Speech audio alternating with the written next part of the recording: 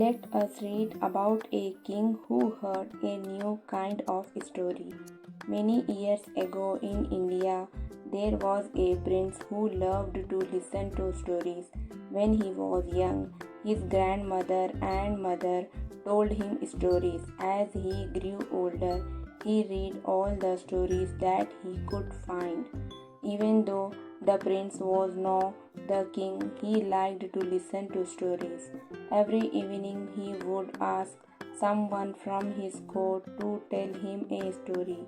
But the people in his court did not know many stories. The king then found a storyteller for his court. From that day, the storyteller told the king a new tale each day. The king was happy and the people of the court were also happy. But one day, after many months, the storyteller found that he had no new stories to tell. The king said to him, "Don't worry, tell me of those many stories you have."